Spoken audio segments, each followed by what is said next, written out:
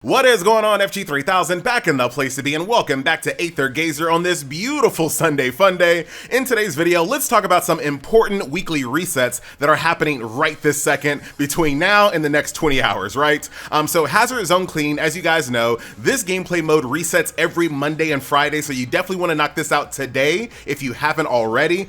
This is a really important gameplay mode because it does give you can't really see there, this gameplay mode does give you the reconstructors, which allow you to set up your sigils to be faction specific. So if you have like a Nile character, you can set up your 5-star sigils to get that extra 20% increase in stats for all your Nile characters. So very, very important to make sure that you're doing this every reset, every single Monday and Friday. It's a really easy gameplay mode. At least right now, you can knock this bad boy out in less than 5 minutes. And the game also gave out a couple of these refreshes here as well. So once you get to a point where it's too hard for you to go to the next difficulty, you can always use that to reset it and do the same difficulty again. That way, once again, you can get more and more reconstructors. Hopefully your RNG is positive. Also in this shop, you do have these exclusive sigils as well. These are sigils that you cannot get from Battle Sweep, and you might have already used them if you've been playing Dimensional Variable, which you should, because that's also resetting. We'll talk about that here in a second. But this sigil right over here, all about ultimate charge.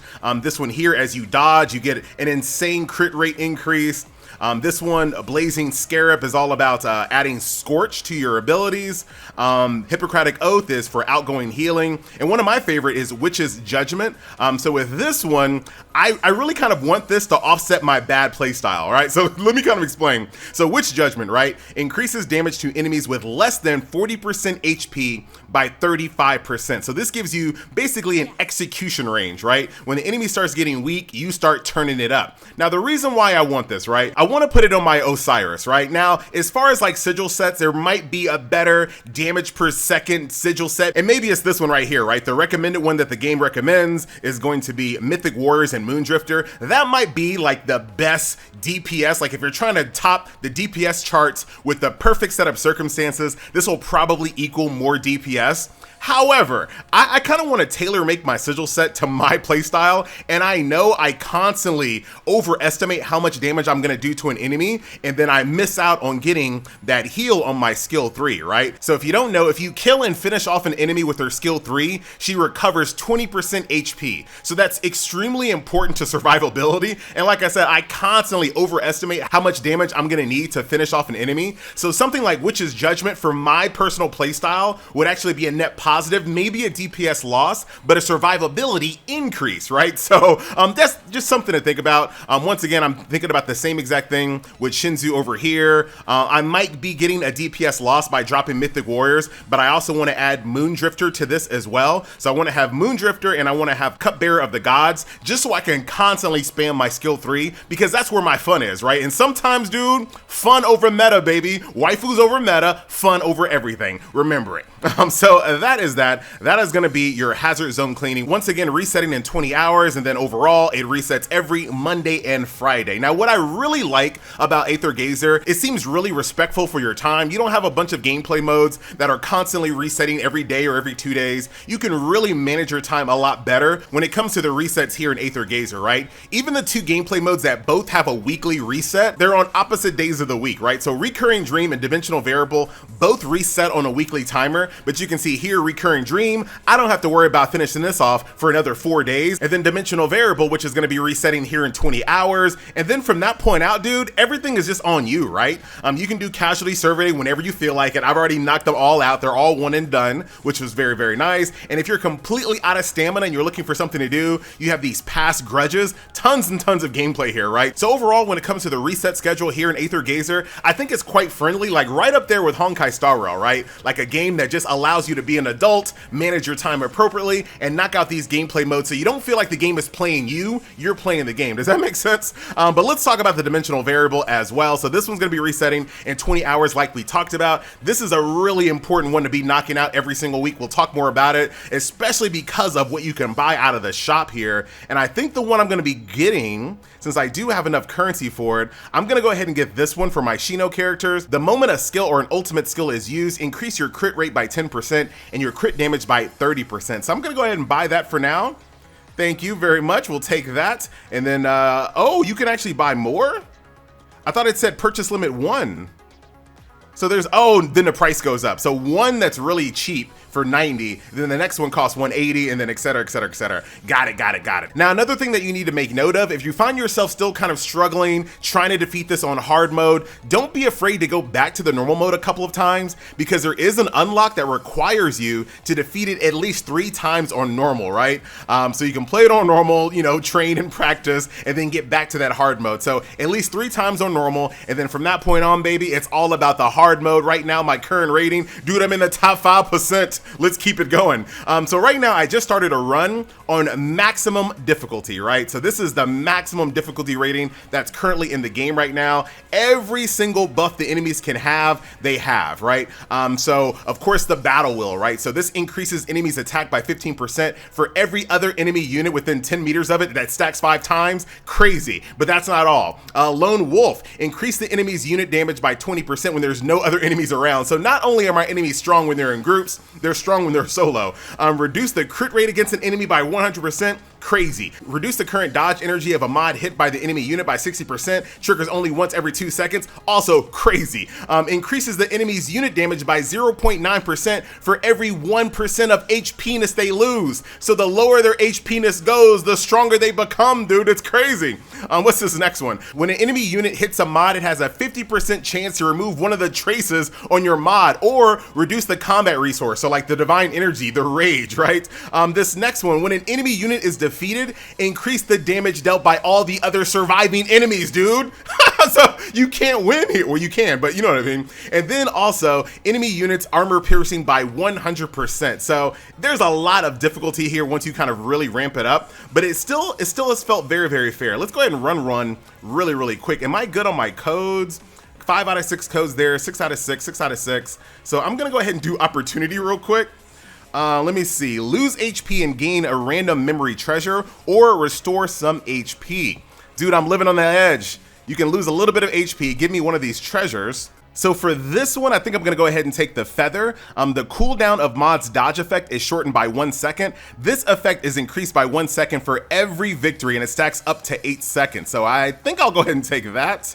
And then for this one, let's go ahead and do a nice little battle here, a little treasure reward. And I'll show you what the dimensional variable like combat flow is when all the enemies are like completely decked out in strength. You have to take it a little bit slower here, right? All right. And I kind of have to turn on gamer mode for a little bit. Just a little. I really find Osiris to be... What was that sentence, FG? I really find Osiris to be a really good unit to lead on this difficulty. She just seems right. And you can see right there, I whiffed. I thought I had enough damage to finish off.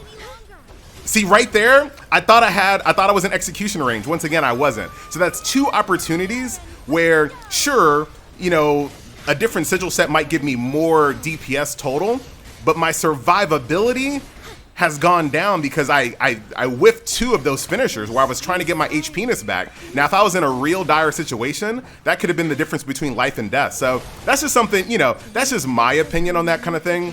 Yeah, you know, trying to get the best set of sigils and the best set of this and the best set of that to get the most theoretical damage, sure, that makes sense. But sometimes, dude, you gotta offset your play style. You know what I'm saying? And I know for a fact that I can probably get way more reliable usage out of knowing that I can finish off enemies a little bit more reliable. I'm just gonna go ahead and just hit it right now just because I want to do more damage to these guys. Okay, let's see. Are we in execution range? Still not yet. Still not in execution range, I don't think. That's execution range. Okay, see, we got it that time. But dude, that's too much thinking on the fly, dude. I'm a gamer. You know what I'm saying? I gotta just play off instinct. Here we go. Right there. See, I didn't have enough damage to finish him off. So yeah, I know for a fact I'm gonna go with Witch's Judgment. And something I didn't talk about in a previous video, or the previous 2 videos I didn't talk about, is that long term, and I'm not sure how, oh, hold on. Let's see something. So dude, I don't like any of these. So Bubble Gun, I have to get 5 consecutive crits. But dude, that's gonna be really, really hard to do. This one right over here, Tuning Wrench. Elite enemies deal 20% more damage, but normal enemies deal less. Dude, the elites are the problem. And then this one over here, if a mod does not move for a certain amount of time, dude, what? That's only good for like Poseidon and barely even good for her. I'm gonna go ahead and just abandon that one and we'll just get some coins. But like I was saying, one thing that I didn't point out, and I'm not sure how long it's gonna take for the average player to get to this level, but if you go all the way into your final transcendent level, can I move this over? If you go all the way over to your final transcendent level, the number of sigils needed to activate sigil set effect is reduced by 1. So later on in the game, when you get a fully transcended character, you're gonna be able to run 3 set bonuses on your sigils because it's -1, right? So that seems very, very interesting. That's gonna open up a lot of flexibility in your builds, which I'm really, really looking forward to. But that is gonna do it, my friends. That is the video. Hopefully you guys are still enjoying Aether Gazer. What you gonna do, FG? I think for this one, I'll take the sigil reward. Yeah, let's take sigil on this one because Asura is definitely lacking in the sigil department. So anything that we can put on the character is going to be quite the boon. But yeah, dude, still loving it. Oop, oop, oop. Oh, wow, I took a lot of damage right there. But see, that got it all back. Osiris is a really fun character to use in this gameplay mode, dude. The Nile gang is holding it down. And then finish you off. Boom. Full HP, dude. Oh, who you thought? Very fun to use. She's a little bit slower, a little bit more methodical. Methodical is the word I'm looking for. But yeah, dude. She's really quite fun to use. And I'm looking forward to actually building her for my my second team. And that's what I'm going to be working on. That's why I haven't done my recurring dream this week just yet. I can easily knock it out, but I want to build a new team for it. We're going to probably do like a full Nile team, and then I'll show you what that gameplay looks like, because I'm sure not a lot of people are going to be using Sobek. I probably even shouldn't be using Sobek, but something about the Nile squad is very attractive to me. Like their whole aesthetic is just cool. And that is going to be, oh, hold on, dude. Over here trying to do an outro. Living life on the edge, and anytime I live on the edge too close, just say, hey Poseidon, hook me up. Very, very fun. You can see everything's a little slower, but if you play it the right way, you kind of play it safe. It's not bad. And Osiris is very safe when you lead her. Very, very safe. And let's see what we get. Then we're out. Dude, I gotta I'm trying my best not to make these videos all super long, but it's hard, dude. I won't say it. It's Sunday fun day, you know what I'm saying? Okay, so easy enough here. Oh, you already have that one. That's the one that you have, huh? You have Mythic Warriors, and then how about Blazing Scarab? Ooh, Witch's Judgment. One of my favorites. Do I have any? I don't have any room on. I don't have any room.